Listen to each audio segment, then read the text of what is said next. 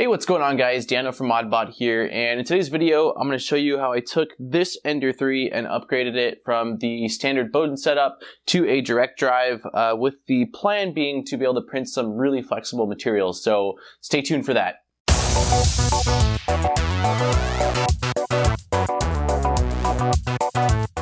So in this video, we're going to be upgrading the Ender 3 from its Bowden setup to a direct drive upgrade using the stock extruder and the hot end. I'm actually not using the stock hot end. I have a Micro Swiss all metal, but this will work for the stock hot end. I'm really excited to have this upgrade. I've got some incredibly flexible filaments I've been wanting to print for a while, but I don't have any current direct drive machines.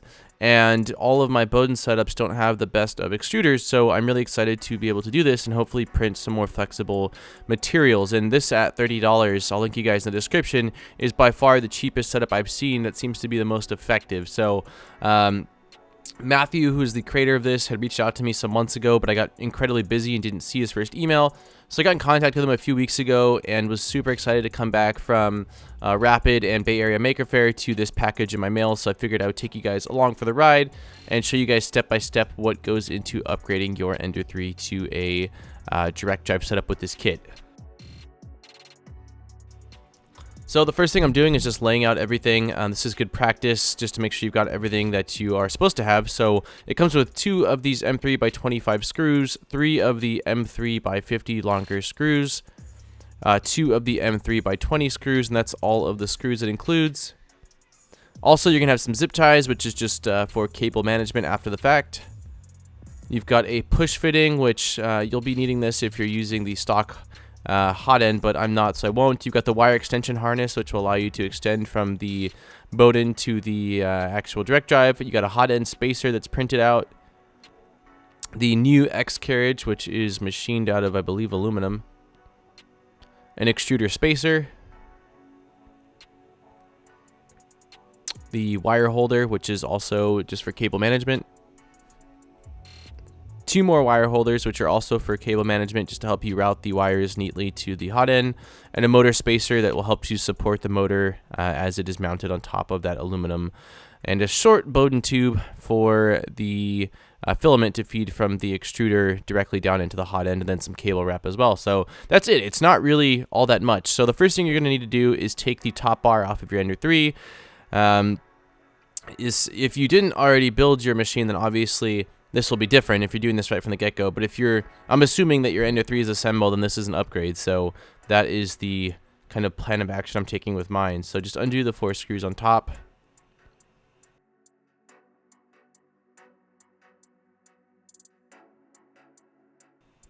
And remove that top bar altogether. Next, unplug the extruder cable from the stepper motor. Excuse my really dirty Ender 3. Then you're just going to turn the Z lead screw, which will raise the whole X carriage, because you want to completely remove this from the aluminum. Once you pop it off, just go ahead and kind of set it down on the build plate.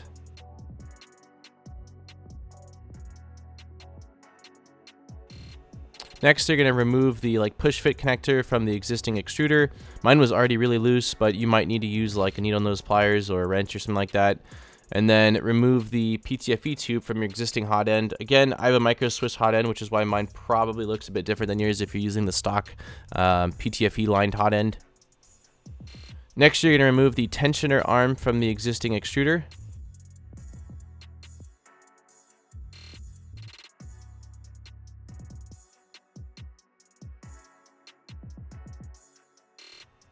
Careful not to lose the spring or the screw on that guy. Then you're going to remove the other 3 screws that are holding the extruder to the stepper motor. Again, be careful with at least that flat-headed one, because you're going to be using that later on when you reassemble the direct drive setup.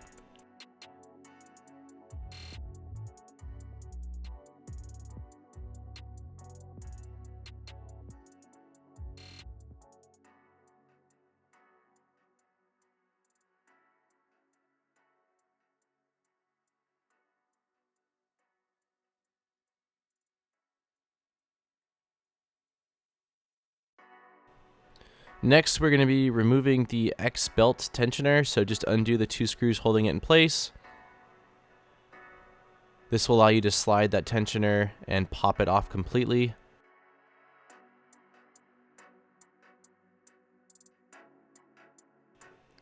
You're also going to be removing these 2 screws that hold the right side of the Z-axis bearings. We're doing this so that way we can eventually slide off the whole X carriage assembly. Again, just be careful. There are some washers and there are some screws that you just definitely don't want to lose while doing this. So I recommend using something like a ice tray to hold screws whenever I'm working on something. I've lost plenty of parts in the past, so kind of learn from your mistakes and try not to repeat them. Next, we'll take off the cover of the fan for the extruder. It's just held in by these 2 little screws, one on the top and one on the left.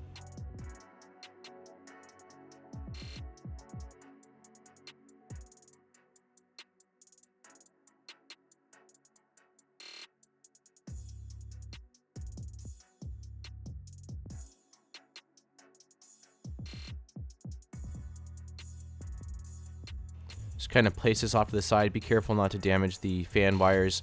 Then finally, we're going to remove the hot end, which is just held in by 2 screws as well. Same goes for this guy. When you remove it, just be careful again because the thermistor cables are very, very thin and very fragile. So if you put too much force, you could damage them. So when you remove the hot end, just kind of let it hang there on the side.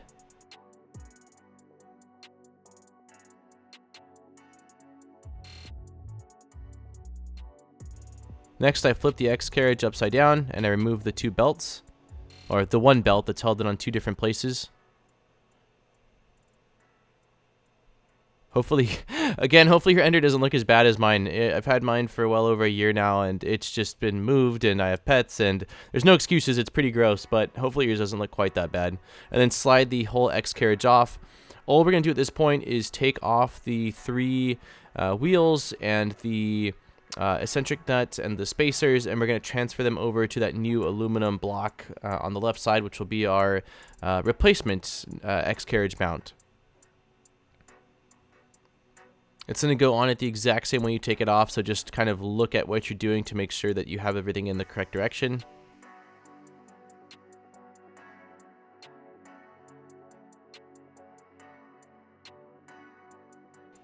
I couldn't find my small wrench, so I used a massive vice grip, which it did work, but probably a bit overkill.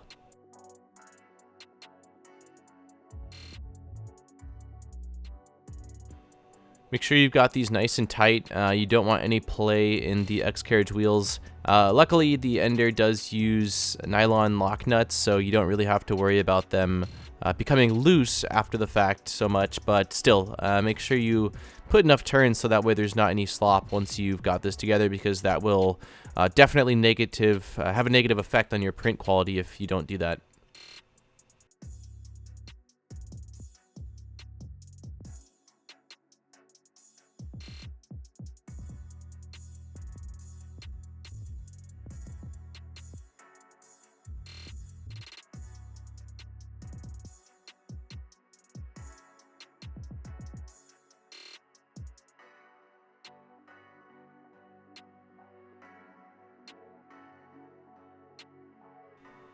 Do the same thing for the third one, and then you will be able to put the older carriage off to the side. You won't be needing that anymore. You could really chuck it, but I'll probably hold on to it in case I want to upgrade another machine that I have that uses 2020 extrusions to a similar gantry as a Creality machine.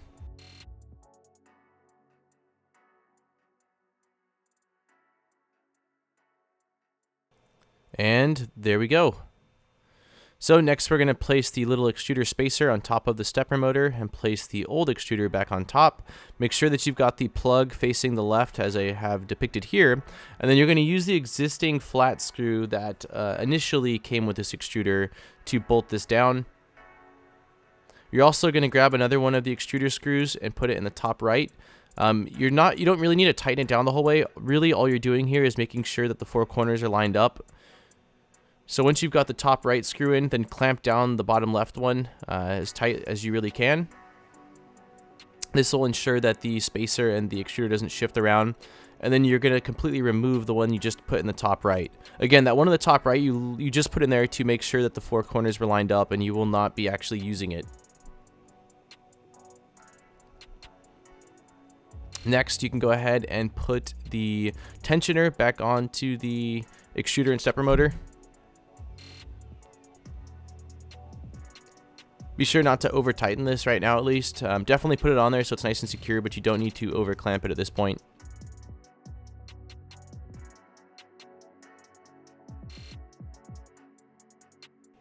So as you can see here, I've got it on there pretty snug, but I don't clamp it down.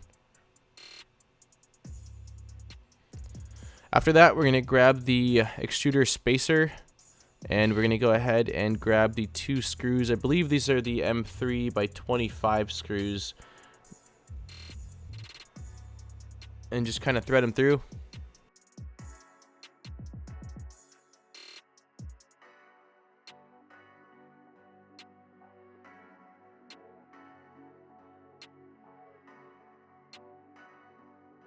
Next, you're going to put the notch from the extruder into the printed slot and just bolt this in.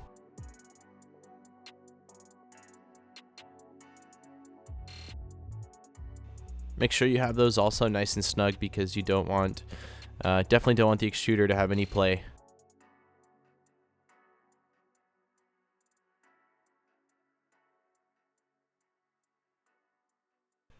So once you've got the extruder bolted on like so, we are then going to move over and get the hot end ready and installed.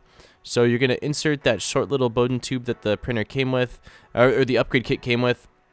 Because mine is all metal, it's not going to slide all the way into the nozzle, so I'm going to cut mine about in half. But if you do have the one that it came with, the not the upgraded Micro Swiss hot end, then you probably are going to be fine using the full length of the Bowden tube that the upgrade kit comes with.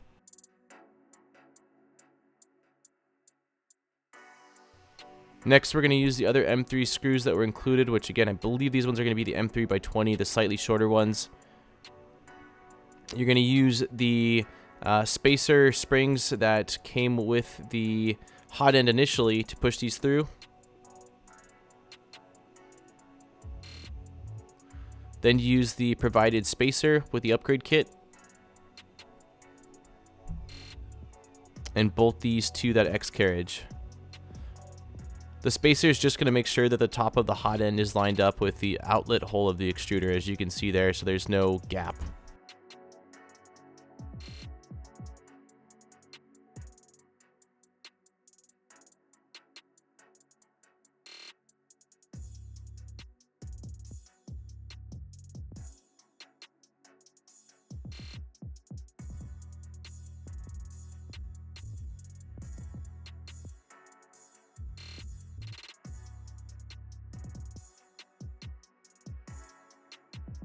So once you've got your hot end in there and it's nice and snug, we are going to go ahead and reassemble the actual fan housing or the cooling housing. You're going to use the same two screws that it was used to hold it in place on the stock carriage.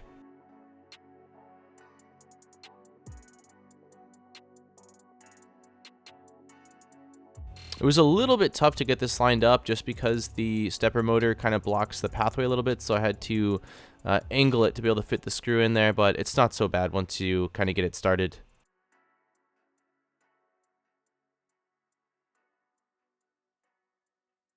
And as you can see, it's really coming together now and starting to look like a really nice setup.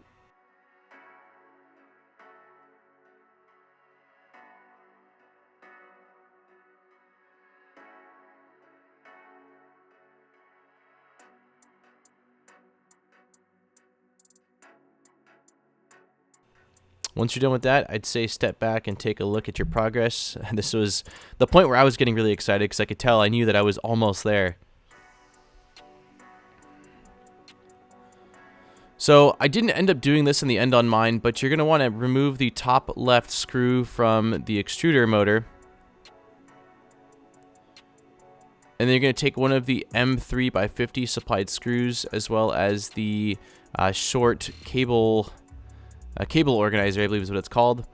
and screw this into where that screw was you just took out. The reason why I couldn't do this was because I have modified my ender in the past, and I don't have as much length to my extruder cable as you should have if you're running a stock setup. So the whole point of adding this thing there is so that way you've got a little bit better cable management, but again, because I didn't have the length, I end up removing this and not using this. That little hole on the left side of that is basically to feed a zip tie through and to zip tie the cable to that.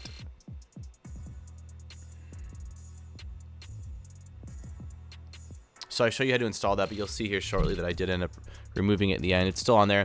So slide the extruder setup or the whole X carriage back onto the X-axis aluminum extrusion.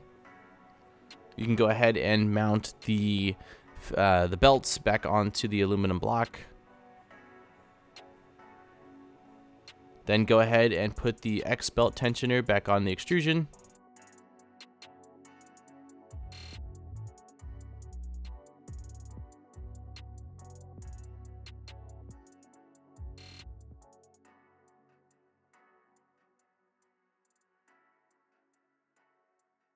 Then same thing with the right side of the Z that you took off, the wheel holder, bolt those two screws back in.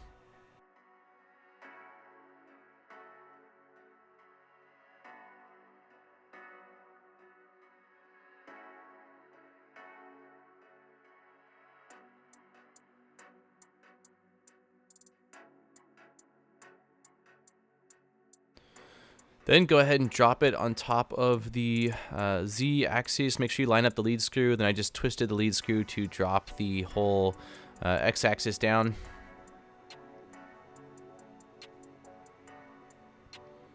At this point, you can go ahead and plug in the extension cable. One end of it is going to go into the extruder stepper. The other end of it is going to go into the old extruder cable that should be dangling off to the left side of your printer.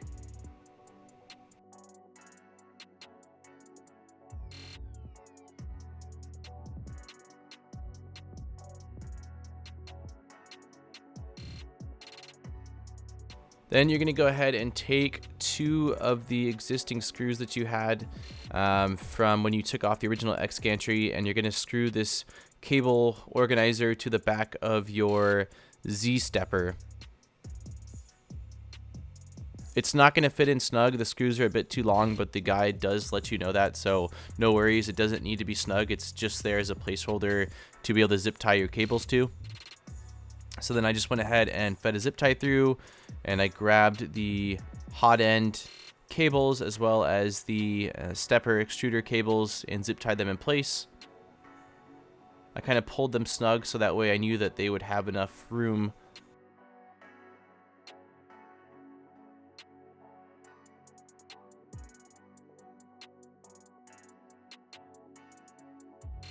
After that, you're going to remove the sticker on the front of your ender, and you're going to go ahead and remove the top left and bottom left of the stepper motor screws. This is because we're going to be replacing them with two of the M3 by 50 millimeter screws and the final of the cable organizers.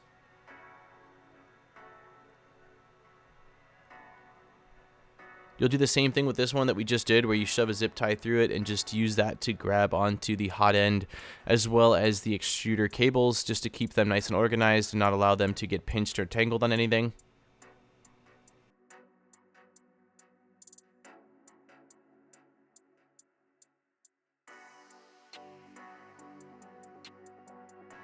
Then we can go ahead and mount the top bar back on top that we took off originally when we were beginning the install.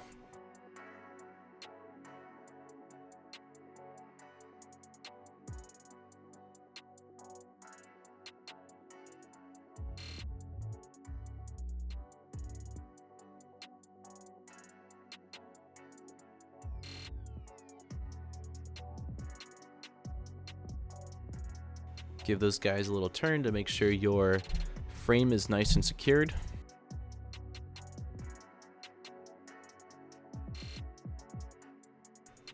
Then I went ahead and again did the same thing. I put a zip tie in the bottom of the wire or cable holder and zip tied the hot end as well as the new extruder to that.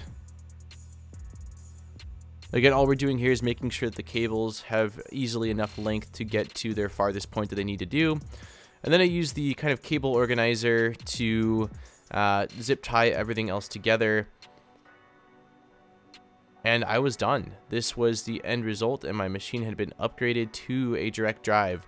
So all that was left now was to begin a print, which I did run. I will tell you, a successful first PLA print, but that is just the icing.